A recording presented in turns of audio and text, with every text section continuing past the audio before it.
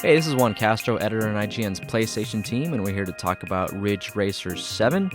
By now, Sony fans know that Ridge Racer and Sony launches just go together. The series has gone along with the PS1, PS2, and PSP system launches. Now Sony wants to show you how cool the PS3 is with Ridge Racer 7. To that effect, Ridge Racer 7 mostly succeeds. It's as fun as the series has always been, because it sticks to what really made it popular in the first place, which is, ignoring any and all real-world physics. It's a rewarding title that does a fine job of making racing fun above all else. It keeps the action focused on high-speed maneuvering and less on crashing and blowing stuff up like in Burnout Revenge. Like Ridge Racer 6 on the Xbox 360, it's all about drifting in the game. At first, drifting seems simple enough. Just release the gas and lean in the direction of the turn. And while it never gets any more complicated than that, the courses make you drift like crazy. So you do actually have to learn how to drift and drift well or you're screwed. Nitrous is another huge part of it. You use tons of it in this game. It works the same way as it did in Ridge Racer 6. It comes in 3 phases, in other words, each of which fills up while drifting. Players can trigger each phase manually, so you don't have to use it up all at once, and that's really cool. It helps you strategize when you're actually on the track. And since it doesn't fill up while it's actually being used, there's a constant need to strategize when you're drifting and when you're boosting.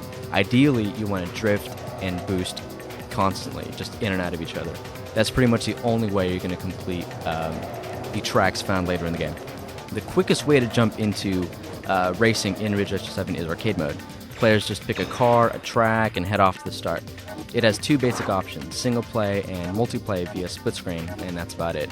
In addition to arcade, you also score Ridge Racer Grand Prix. It's the definitive centerpiece of the entire game, and it's where most of the action happens. The main screen paints a world map with the locations of different events and races. Drivers earn money and fame points by competing in individual events and Grand Prix races. Players can also hook up with manufacturers and suppliers by using their parts in races. Grand Prix also has UFRA single events. These let you do time trials and a bunch of other races that have specific requirements, not just getting to the finish line first. And what these are for is basically give you money so you can buy different parts and compete in the grander Grand Prix races. Then there's the car customization. You can hop into what the game calls the machine connector to buy and modify cars. You can mess with the engine, tires and suspension, nitrous and plug-in units.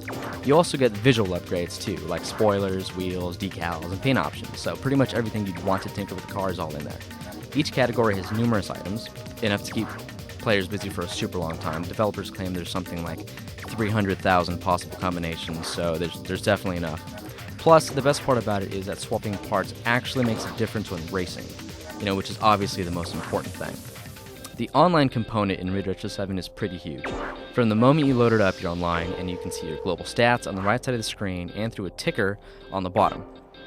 Each driver gets their own Ridge State ID card too, which works a lot like the Xbox Live player profile. It lists everything from global rank and fame to a player's location and special awards they've earned. You can race in global time attack as well as a basic ranked matches with friends or just anonymous people around the world. There's also the option to race co-op, which is by far the coolest option. Players can organize nitrous, drifting, and slipstreaming strategies through a chat feature. It's not the most complex thing in the world, it's just a bunch of pre-written messages you can send your teammates, but it works really well and it works fast. You feel like members of a global race community in Ridge Racer 7, and I think that's something developers really strived for. There's this constantly updating race statistics and personal achievements. You throw that in with a bunch of nice tracks, good tunes, and a nice selection of cars, not to mention the car customization option, and you've got a pretty solid package.